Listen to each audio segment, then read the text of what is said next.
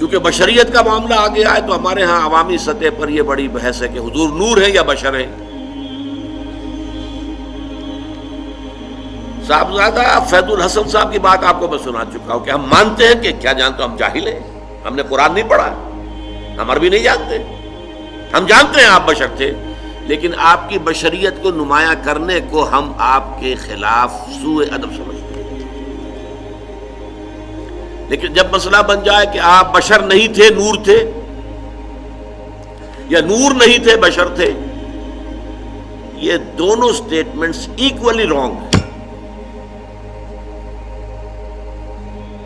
آپ بشر تھے نور نہیں تھے یہ بھی غلط, آپ نور تھے بشر نہیں تھے یہ بھی غلط. حقیقت کیا ہے؟ دیکھیے حقیقت یہ ہے, ہر انسان کے اندر ایک نور ہے. وہ نور کیا ہے؟ روح. روح نورانی ہے.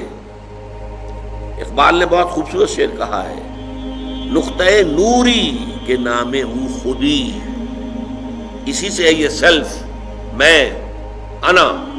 ادھر حقیقت اسی روح کا ظہور ہے. نقطۂ نوری کے نام او خودی, زیر خاک ما شرار زندگی. میرا وجود خاکی ہے لیکن اس میں یہ نور بھی ہے. مغربی فلاسفہ بھی کہتے ہیں دی ڈیوائن اسپارک, انسان کے اندر ایک شعلہ ملکوتی ہے, خدائی. یہ نور ہم میں سے ہر ایک میں ہے, لیکن نور نور کا فرق ہے. جیسے سورہ حدید اور سورہ تحریم دونوں میں آیا ہے, قیامت کے دن ہر مومن کو نور عطا کیا جائے گا, جس کی روشنی میں وہ پل صراط کا جو مشکل مرحلہ ہے وہ طے کر لیں گے.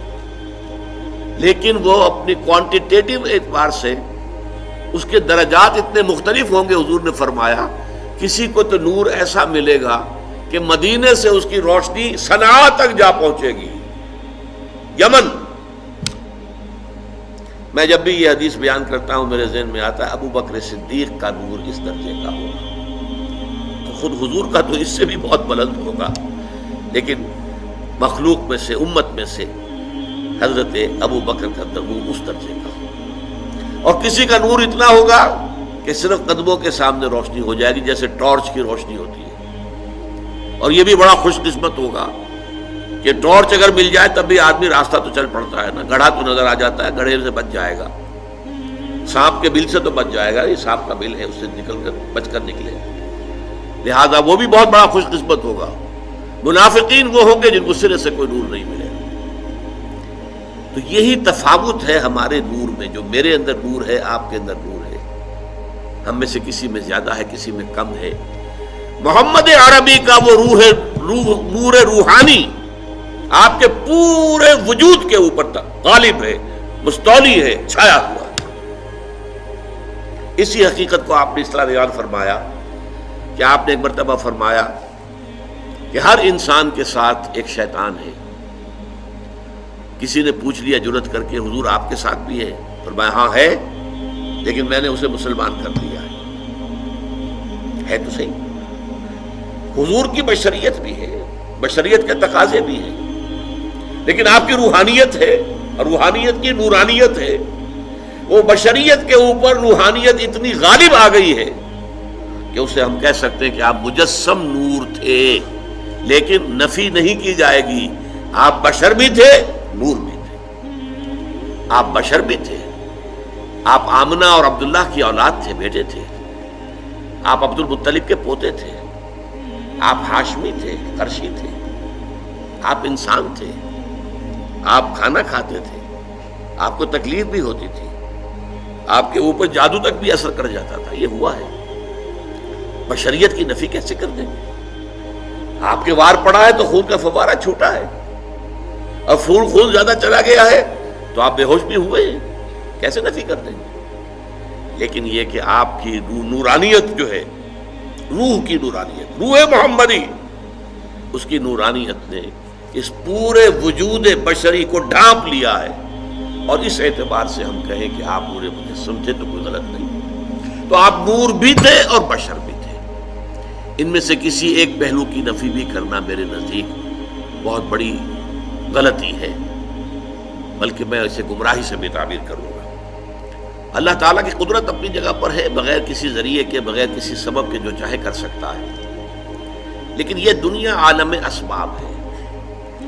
یہ تحفظ کیسے ملا محمد الرسول اللہ صلی اللہ علیہ وسلم کو؟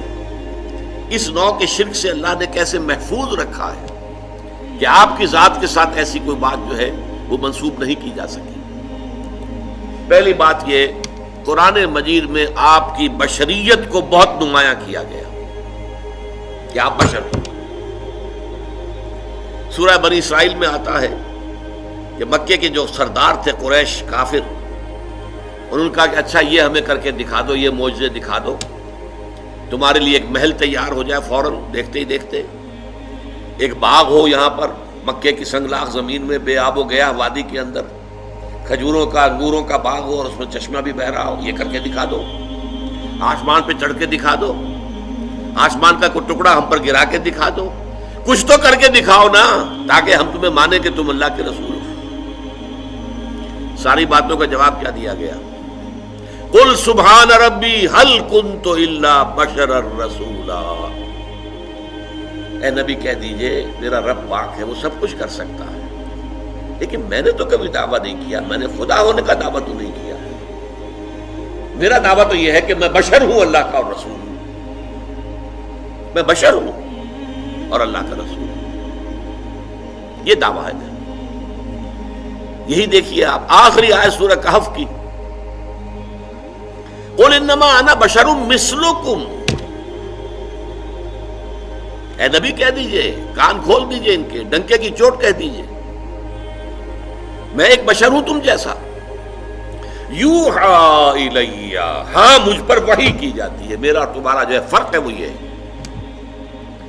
تمہارے لیے علم صرف یہی ہے جو حواس خمسہ سے اور عقل سے حاصل ہو جاتا ہے، بس میرے پاس ایک اور ذریعہ علم ہے، وہ وحی کا ہے، یوحی الی، میں ہوں تو بشر تم جیسا، قل انما انا بشر مثلکم یوحی الی، مجھ پر وحی کی جاتی ہے، انما الہکم الہ واحد، کہ تمہارا الہ تو بس ایک ہی الہ ہے، ایک ہی معبود ہے جو تنہا ہے، اکیلا۔ تو بشریت کو نمایاں کرنا حضور صلی اللہ علیہ وسلم کی قرآن مجید میں جو بار بار آتا ہے، یہ ایک ذریعہ بن گیا کہ وہ تصورات دوسرے جو ہے وہ لا کر شامل نہ کیے جا سکے۔